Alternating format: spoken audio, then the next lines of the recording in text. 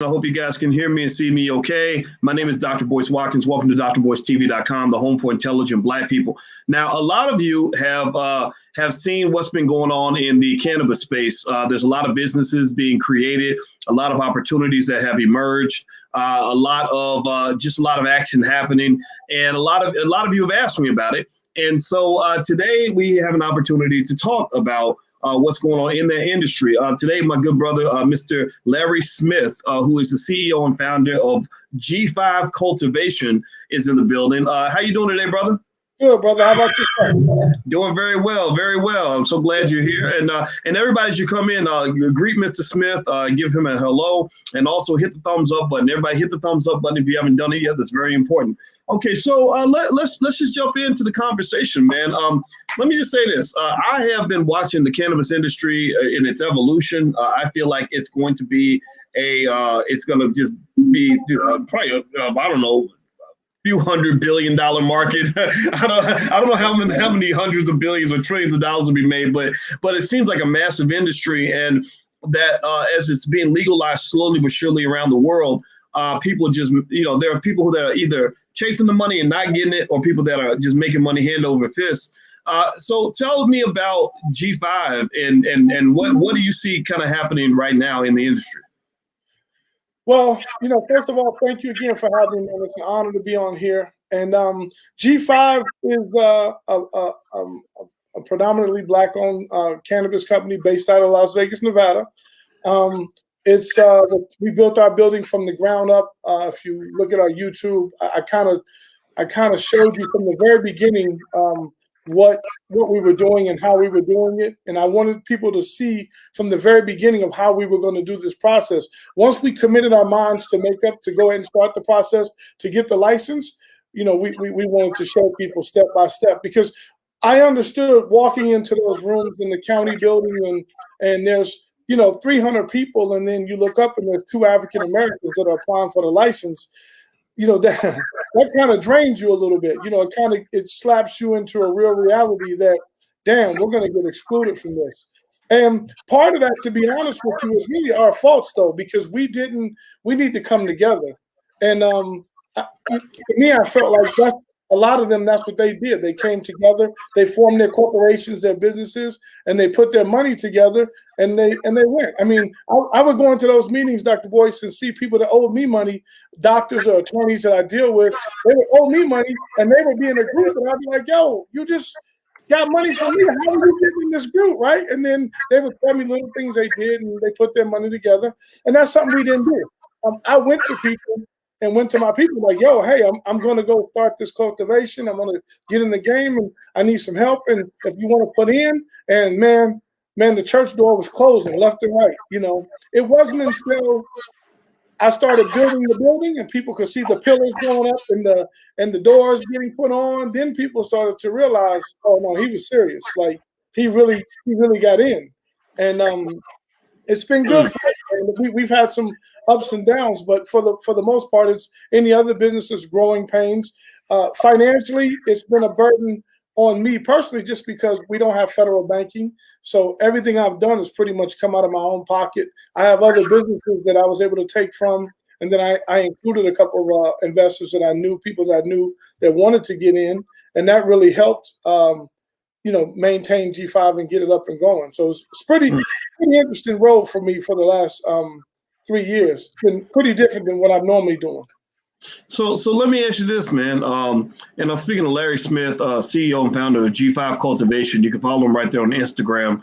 The IG is right there if you guys want to reach out to this brother. That's really interesting. So if you were to describe the profitability of what you've been doing, margins, or just how you compare it to other businesses, what would you say? It sounds like to me, with the lack of the federal banking support, meaning that it's tough to go and just get a bank loan to do the things you want to do. You're kind of doing stuff in this weird world where, we had the old school dope dealers where everything had to be off the grid. And then you got, full legalization at the other end of the spectrum, but you're kind of operating in the middle almost. It's almost like, like I remember when I visited I think I think okay, was it in Vegas? Was I with you when I went to Vegas? Yeah, absolutely. Okay, I'm sorry, man. You gotta forgive me, man. My memory is weird, man. But I remember noticing that how they would have there was that big safe like right there on the facility, like to protect the money. It's like some Pablo Escobar type shit. So how is that? Like, is cannabis, the industry itself, cultivation, is that a good way to make money? Yeah, absolutely, 100%. And there's a lot of ways to do it now. It's not just growing as far as the cannabis or the dispensaries. There's packaging. There's a lot of things that we could be getting into, especially in our culture, that we could be doing, and we do it well. Designing. Listen. What I've learned in this industry is this. My growers make $100,000 or more, right? So it's at the point where they're getting to that point. So there's a lot of things that we need to be teaching our kids. In cannabis, it's not just putting a seed in the water and putting some water on it growing. There's a lot of components to growing the plant. So you have biology, and I say this because I know you're an educational guy, and we need to strive on the education. I mean, when you walk to my building, there's AC units everywhere. So that means we have to know AC, we have to know plumbing, the biology, the microbiology. There's so much science into what we're feeding the plants that it's ridiculous. It's just not pouring water in the plant. I mean, in my facility, we have 6,000 plants that are going normally at any given time. So you have to be on top of that. And there's agriculture. We have to worry about pest management because there's bugs that'll come and kill your crop. I mean, it's not as easy as they make it seem. And that's the one thing that I want to stress to people is it's not as easy. But I think we should be preparing our kids, our youth, to start getting back to forms of agriculture, growing. Because if we can grow a tomato, or a potato or greens, then we can grow these plants as well. And I think it's a market for our kids to get into. And there is a lack of really good growers. And what I mean by that is, when I first got in, you would have these growers that would come to me and say, "Hey, I grew, man, I'm a grower." And then you go, "Okay." And then they go, "What were you growing at?" "Well, my mom had a basement. I used to go in the basement, And it's a whole different ball game of growing, 30, 40 plants compared to 6,000 plants. And so I think that we need to really get in the game. It doesn't have to always be, on a ownership level as far as that. I mean, if you're a good grower, man, you're going to make some money. If you're a really good grower, we're going to pay you. I'm going to pay you if you're a really good grower. If you're not, you're going to be going around down the road. There's just so many streams of revenue to get into. Our profit margins are pretty good. Even with them being taxable, as the tax that they do implement on us, there's a big, heavy tax. It's a good industry right now, man. I mean, the pandemic, we didn't fold at all. I had people that once we got the building up who I would say, "Hey, listen, I want to be able to take G5 and go to other places. I want to go to Atlanta and buy buildings and buy land so I can get these projects up and duplicate what I have here in Vegas." And they didn't get it. And then once the pandemic hit, and then you start seeing that cannabis, man, I think we increased 140%. I mean, it was nonstop for us. It didn't stop at all. So it's one of those things that almost lets you know that there's a recession proof side to it, as well as Oh yeah. There's definitely gonna be a recession proof side to it. It's yeah. I mean, in fact, I even wonder if the sales might go up during a recession. But that's what I'm saying. But the average ticket sale in the dispensary was $78, and that went from $78 to $192. During the pandemic? 100%. 100%. Wow. So wow. I was baffled. I was like, I mean, some things I understood, because people are at home more. They can smoke more. They don't have to be at work anymore. They can Zoom. They can, you know what I'm saying? So it made it a little different. But the financial side is what threw me off. It's like, damn, these people are getting some extra money. I personally would have been buying, smoke. I mean, but then again, I do understand that it is medicine to a lot of people, and that part I really understood. That from the hood, you think, man, it's weed and this and that, and then the more I've gotten into it, the more I realize that a lot of people really need this to get through their day, to eliminate certain things. It's totally changed my perspective on what cannabis really is. I don't call it weed anymore. I call it cannabis. So if you ever get pulled over, tell them you got cannabis, not weed. It's a different mindset that makes you, there's all those stereotypes, So cannabis is a healing medicine, and I do understand a little bit more about that. Wow. Well, everybody who just came in, I'm speaking with Mr. Larry Smith. He's the CEO and founder of G5 Cultivation. And that's G and the words 5 spelled out, right? G5 Cultivation. Okay. And I put your Instagram up here. By the way, is there a website that people can go to find you? They can go to G5 Cultivation, and the 5 is spelled out as well, www.g5cultivation. And we have a website up. And if you're in Vegas, hopefully you can stop by a dispensary and check us out if you do partake in the medical side or medicine. It's recreational here, but to me, the recreational was just a way to tax people, right? Because in my opinion, there's no reason why it should be a 15% tax. And you have oxycodone, Oxycontin, Loratab, all these things are killing people, literally killing people on a daily basis, and they're taxed at 2%. And I just felt like that was a matter for the states to get the money. And they're definitely doing it. Yeah, man. Well, I'll tell you that when you look at what Oxy did to society, it's crazy. It's terrible. So I don't even put weed in the same category unless you're talking about much healthier alternatives to some of that stuff that they're pushing on us. I mean, there's nothing good there's very little good I can think about when it comes to Oxy and all that, except when you really need it, But with cannabis, I personally became educated.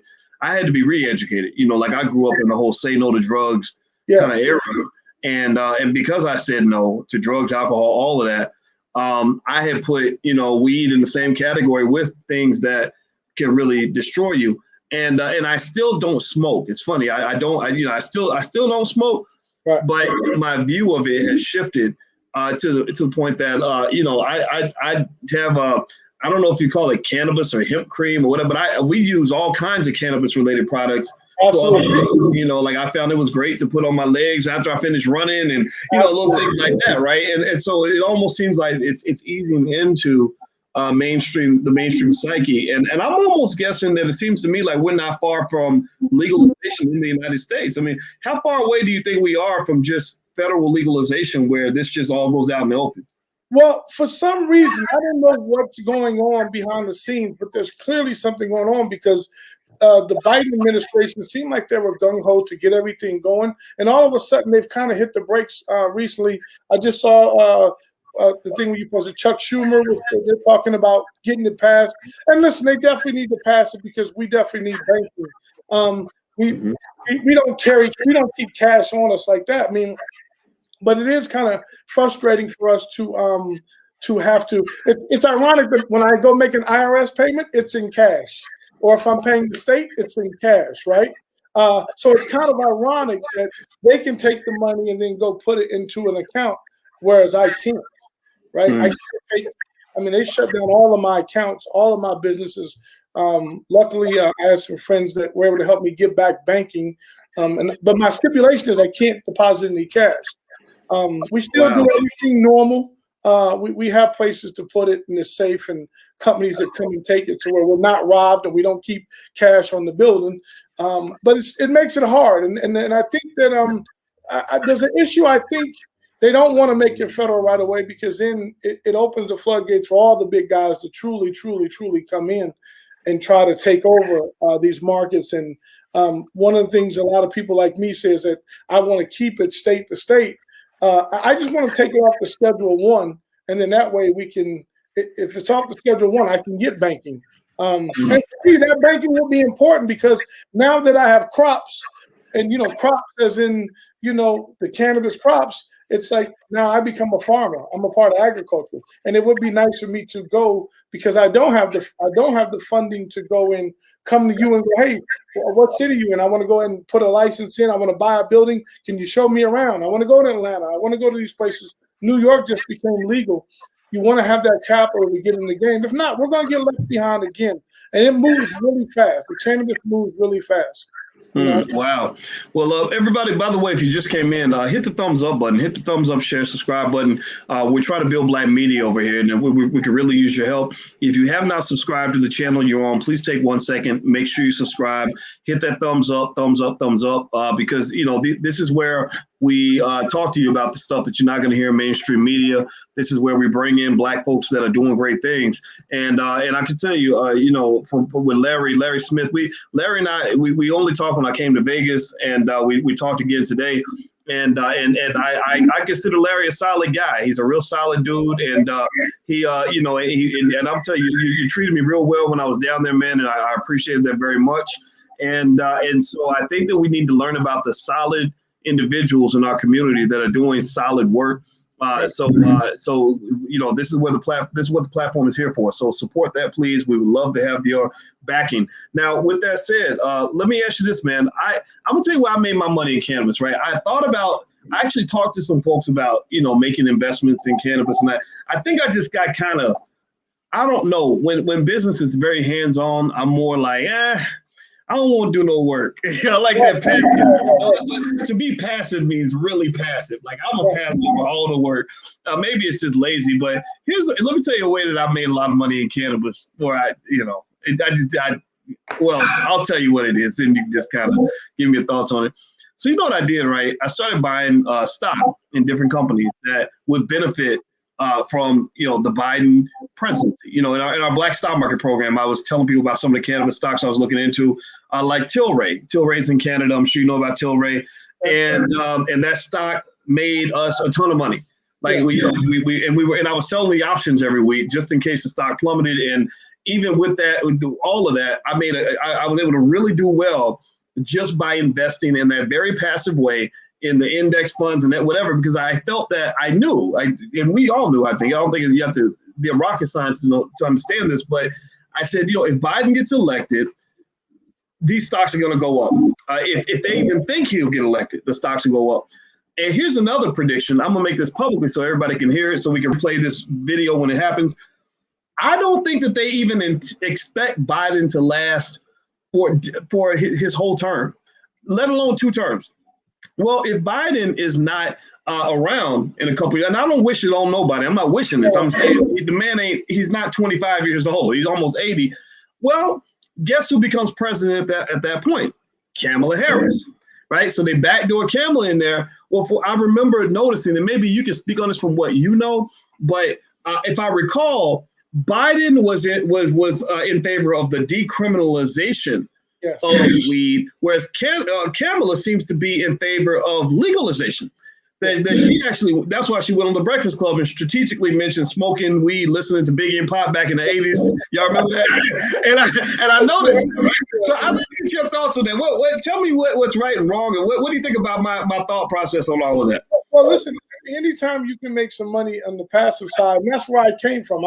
I was more on that side. I was in my other businesses. I was buying homes in my community, and I was like I was telling you, I have a factoring company where I buy. So I'm literally writing checks, and in 8-9 months I'm collecting a check, right? So really good passive income. And now being at the Grow is really hands-on. And it took me a minute to get my mindset to go back to work, right?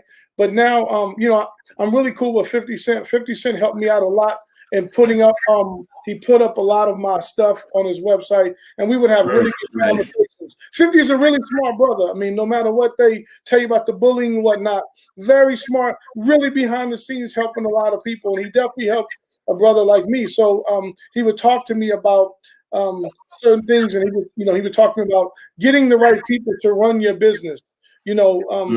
He's not the smartest guy in the room, but he's paying the smartest guy in the room to handle his business. And the cannabis has been that for me, to where now I sit back and I found the right guys, the right team, and they handle business. So it's been great for me on that side. I do think that because she kind of, Vice President Harris kind of changed the tune a little bit recently, and she kind of went with it. She went with the rhetoric of what Biden and those guys are talking. So that's why I say something's going on. I don't know what it is yet, but there's something going on to where she kind of changed her tune. I read that she was kind of on board with what Biden was doing. So I don't know what they're doing. I just wish they give us banking. It would eliminate a lot of problems for me. It created a lot of problems for me on a financial level, on my other businesses as well as my personal. Like I can't fly now. If I check a bag in, the TSA is checking my bag. So there's got to be kind of list that we're on. And those things don't bother me because I don't carry stuff on a plane. But it's more or less it's created a problem, and I wish the feds go ahead and take it off of the Schedule 1, decriminalize it. And I think you're going to start seeing a lot of more different kind of drugs. Mushrooms are going to start to become decriminalized. They're making a big push to decriminalize a lot of this stuff. And I think it should be decriminalized. I think people that have records should be expunged. It's a plant, for God's sake, at the end of the day. And it's a horrible law that they've obviously done to incarcerate, especially people of color, black and brown. We all know these. You've heard the stats. You've seen the stats of what they do. And it's time for them to stop. And, let us give us an opportunity to, stop making these licenses so hard to get when it comes to people of color, because they're still eliminating us. In Vegas, you had to have a minimum of $250,000 liquid for each license in order to get in the game. Well, I had that, but when you look at the brothers next to me, some of them might have been liquid. They couldn't show it all, right? Right. But black people have the money, and then like I said earlier, a lot of it's our fault too, because there was a lot of people that I went to that looked like me, and one, I think they were afraid. We don't trust each other a lot of times in our community. We're giving, it's a lot of money that you're giving me to put up. And then what I did learn too is that a lot of times when it comes to investing in our people, sometimes they don't realize they want everything fast, instant. So that's why I like the Instagrams, the fast food, everything is sped up for them. So when I would go to someone and go, hey, you're giving me 100,000 and it's going to be, you're going to get, 3 percentage points. And it might be a year and a half before we see any income. They look at me and go crazy and go, hey, this is weed, man. I could flip that in 2 days. And it's like, yeah, but I got a $25,000 power bill. It's not like I'm going to the hills in California and I'm picking it up, putting it in my trunk, putting in some baggies and selling it. I mean, I got overhead. It's a legitimate business now. I pay taxes, power bill, water bill, sewer bill. All of those things apply to me in a business. Unemployment tax. All of those things apply. So it's a different game, and we needed that capital. Luckily for us, we made it through. I had some bumps in the road. I got sued. Ended up going through a 5-day trial, winning the trial. And now the person was trying to get $1 billion from me, didn't do any work, ended up, the judge just granted us, they owe us $250,000. So it's one of those. Nice. Good for you. Yeah, thank you. Yeah, that legal stuff is not fun. It's and it's terrible because it can happen even when you did nothing wrong, and it's a pain, man. Well, I'm curious, on a personal note, I noticed you got Darth Vader behind you. Is that your office that you're in right now? Well, yeah, this is my lean office. I'm a huge Star Wars fan. I believe in I know it sounds crazy, but I believe in the Force. I believe in doing right. I believe in the Jedi way, as you would say, right? So we take a lot of those principles from those movies, and we try to implement those in business. And I know some people look at me and go, "You really believe that stuff?" And I'm like, "Well, I believe in the principles of it." I don't know if you're a Star Wars fan or not, but hell yeah, I that's why I noticed Darth Vader was behind you. I got all of them. I got the Storm. Man, look at that! I didn't see the Stormtrooper. Yeah, my office is full of It's full of Star. You come in my office, man. You're gonna see Yoda. You're gonna see everything going on. We're protected over here. The energy is good over here. Man, I love it. I love it. I've been watching The Mandalorian on Disney Plus, and that whole baby Yoda thing is just tripping me out. Seeing Yoda as a little infant. I think that's great, man, and I'm all for that. I think whenever people make fun of me, because my thing is I started playing video games for fun because I used to play them a lot. Back in the day, I said, well, let me play again, and then give me a chance to talk to my kids. And then I created a little Twitch channel, and what we do is we get on there. I'll play video games and talk about stocks. And I noticed a lot of young brothers were coming in there, and they're like, "Oh, Dr. Boyce, you play video games?" I'm like, "Yeah." I mean, maturity's, what we call maturity, I believe is kind of overrated. It's like, no, just be yourself, live your life. What fun is it to go out and succeed and make money and everything if you can't really have fun? Like, whatever the kid is inside of you, bring that kid out. It's okay. That's my Twitch channel, by the way. If anybody wants, I'll be on there today, actually. But yeah, man. So let me ask you this. So as we head out, what's on the horizon for G5? Like, I really feel like, despite the fact that you're going through so many challenges with this, I mean, you're handling it quite well, it sounds. I mean, you got a lot of support from 50 Cent and many others that I'm sure you can name if you want to name. I know Kanye's aware of your work. A lot of people have seen the great work that you're doing. And you're doing it. You know what I mean? Like, it sounds like you're surviving it. You're making it work. And I really feel like when the legalization occurs, when the gates are finally open, banking systems caught up with the times, G5 will be one of the companies that will be on that cutting edge. Almost like crypto. How you had now it's easy to buy crypto, but but to me the strongest players in crypto, the crypto millionaires and billionaires, are the people that were into crypto before it was easy to get into, when they were buying Bitcoins for $1 and whatnot. It almost feels like that's where G5 is going to be. Am I accurate in that? What are your thoughts on that? 100%.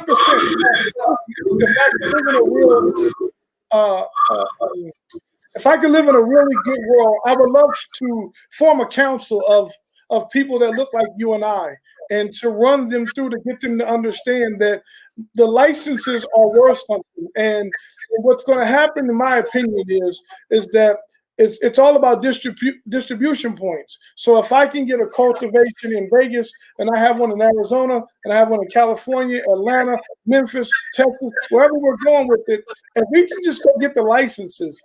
And it's not that much to get when I say it's not that much, I mean, you have to show you have the money, but to actually do the paperwork and to do these things, like my actual license probably really only cost me about $40,000. But what happens is, once you get the license, there's the value, right? You have a license. So in my mind, I'm thinking, man, if we could just go by from state to state and collect the licenses, and then if we really have the capital to go through and purchase the land to own the buildings, can you imagine what everyone thinks that the pharmaceutical companies are coming to us to buy us out, but it hasn't been that so far. The people that are reaching out to me to buy G5 Cultivation has been the alcohol industry. And it's crazy because alcohol sales have dipped, right? And so to me, the way I look at it is, one of the guys that came to me was from Anheuser-Busch, and he told me, he goes, listen, we've dipped a little bit, but we figure if we pick guys like you up, and if they're smoking cannabis or they're drinking, it doesn't matter to us anymore. We own them both. The profit margin is good for us both. And so what I would love to see is us as Black people. Right now, I have one of my strains is Cameron Pink Mink from Dipset, and I have Big Baby Bud, which is he's a comedian out of North Carolina. And I always preach to them, like, man, if we could ever get everybody to put their funds together and work as a team and get these licenses, and it doesn't have to be a G5, it could be something else. I see Jay-Z's in the game now.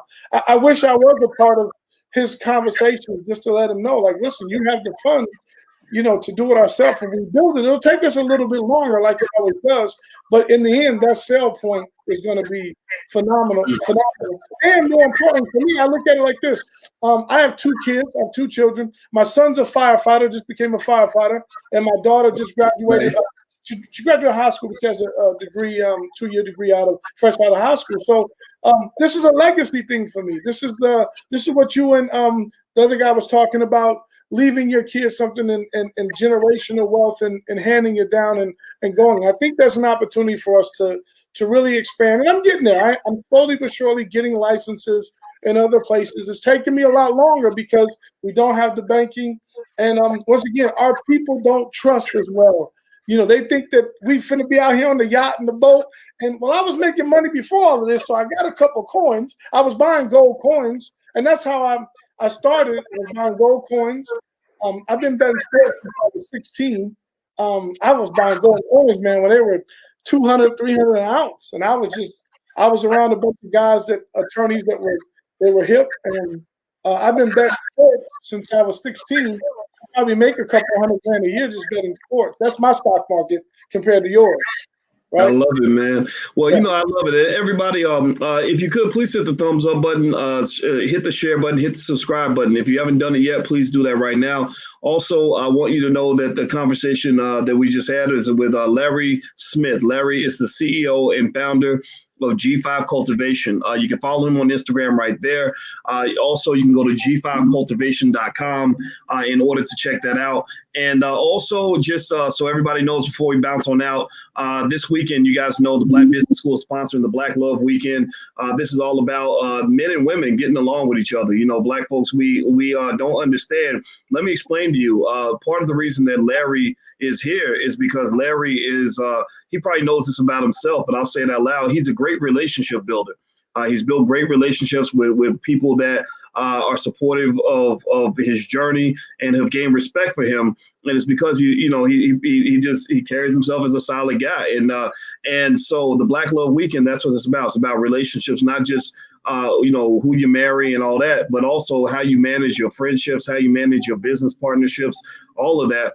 And in fact, Larry, I'd like for you to kind of, I'm sure you're a Jedi, so I'm sure you got a philosophy on everything. So what is your philosophy in terms of how you deal with people? Because the people that I know that know you, they all say great things about you, and that's a contrast, right? Because you and I both know people that that maybe don't have that same reputation. How important is relationships and your ability to do business? You broke bread with 50 Cent and a lot of other people that have a lot of respect for you. Talk about relationships, so in terms of making money, so that our audience can kind of walk away with something that's going to benefit them. What are your thoughts on that? The relationship is everything. It's everything. And you have to understand, there are certain things that I've learned from me. I've growing up without a father. My grandmother raised me, one of those stories, right? But when my grandmother raised me, I mean, she really instilled a lot of things in me, and it's all about the relationships. On my other side of business, I've been dealing with my attorneys and doctors for over 22 years, and I have 4 guys that I constantly deal with. And I could have made more money dealing with other people, but there's that old term that not all money is good money. And then so have I left money on the table? Absolutely. But I also kept my peace. And I think that as a people that sometimes, as a Jedi, as we say in the Jedi world, you have to really feel, the young kids will say it's a vibe, right? So as older guys, we have to learn to listen to that vibe and understand who you're vibing with and just be yourself. That's one of the things that he told me was be myself. I don't go in the boardroom and change up. I mean, I know how to talk. I can talk when I'm in a room a little differently, but I'm saying I'm going to be the same person. I'm going to tell you what it is. I'm not going to compromise. I'm not going to do things. I'm 48 years old. I've lived my life enough to understand what I'm willing to do. I'm not going to go to take any penitentiary chances, especially at this age. Maybe when I was a little younger, I probably would have took some of those risks, but the relationship is everything, man. And I've always tried to be a stand-up guy and to be honorable in everything that I do. Not everything that I do is going to work out for me. If me and you have a relationship, sometimes it might benefit you a lot more than me. If me and you are busting out a pot, you might get 80%. I might only get 10 or 20%. But at the end of the day, there might be a flip where you send me a deal that I might get 80% and you may get 20%. At the end of the day, and I've had so many deals happen to me that way that it's always been good. My nephew came to me the other day, and he's kind of struggling. He's 26 years old. He's going through that point where he's trying to make the transition. He goes, it seems like everything goes good for you. And I'm like, boy, if you only really knew. But I told him, I said, the reason why that is because I try to do the right things. And if you do the right things, they'll eventually come your way. And I know it's hard for people to understand that, but good things come to those. Good things come to those who wait. And if you're honorable with it and you're not slimy with it, I just don't believe in being slimy with you. I feel like it doesn't benefit me. I always tell my kids, we don't worship money. We make it, but we're not going to worship it. There's a difference. There's enough money out there to be made, right? There's tons of money. Cam has a quote where he says, if you can't get money in the earth this big, you're worthless, kid. right? And I mean that in a more sincere way. And the fact that there's tons of money out there. Just go figure out the right way to do it. And don't be in such a hurry to get it. When I was younger, when I was hustling as a 16-year-old kid on the block, I don't have any of that stuff. Everything that I've worked hard for, and I have everything. I got low riders, I got 6'4". I got everything you can think of that a big kid would want, convertible cars. Like, we have all that stuff. And we keep them because we've built good relationships. And I mean, if you do people right, I do believe that those opportunities will come. I would have no problem calling you saying, hey, Dr. Boyce, I got a deal over here. I'm cash poor. Maybe you can get on. I'm going to miss this one, but I think this will be a good opportunity. I have no problem sharing those deals with people that I trust and that I feel are good, honorable people.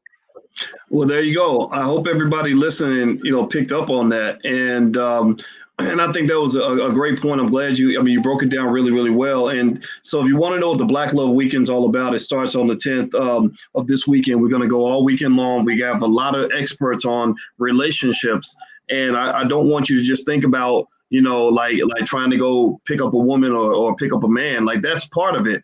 But it's really about, how do you pick up a good friend? How do you pick up a partner? How do you avoid toxic people? Because like my brother said, I'm telling you, me and Larry have both made money, and we both walked away. I think we both probably walked away from more money than a lot of people make in a whole lifetime. Because you just get in there and you're like, man, this ain't worth it. Yeah.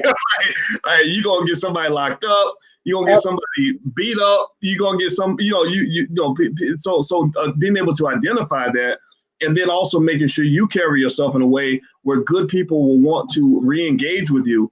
That brings abundance, man. And I cannot emphasize that to everybody in here. If you really want, think about it like anything else. Like, if you're a salesperson, if you're adding value to the person you're selling to, they're gonna want to buy from you. You don't even have to make a sale. Right? Or if you're fulfilling their need, they're going to want to support you. They're not going to do it out of the goodness of their heart. They're going to do it because it benefits them as well. So find good people, get in a space with good people. And what you'll find is that you'll just start seeing little money opportunities popping up everywhere. So Black Love Weekend is what we're going to talk about. We got licensed experts coming through. So everybody, please check that out. Now, let me give this brother's information before we head out. And I'm going to let you get the last word, Larry, before we go.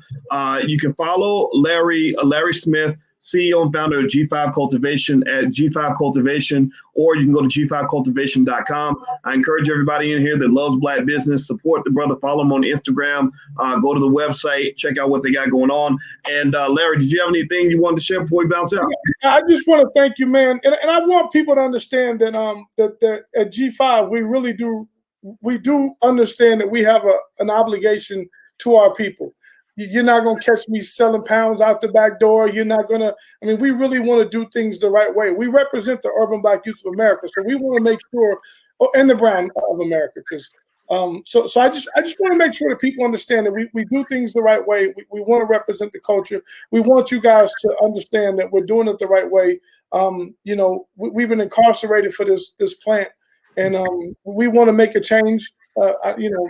We want to be able to build and employ people that look like us, who otherwise wouldn't get the opportunities to do it. So that's what you're getting when you get for G5. And we're always going to give back to our community and knowledge, wisdom as much as we can. And we just hope that people understand that it's real over here. What you see on our IG is real. It's nothing fake. We don't fake anything. If I just keep it real with you, they say real recognize real. So I just want to keep it real with you guys and let you guys know that we really do appreciate all the love and support, and we feed off that support. My guys feed off that support. Thank you again for having me, man.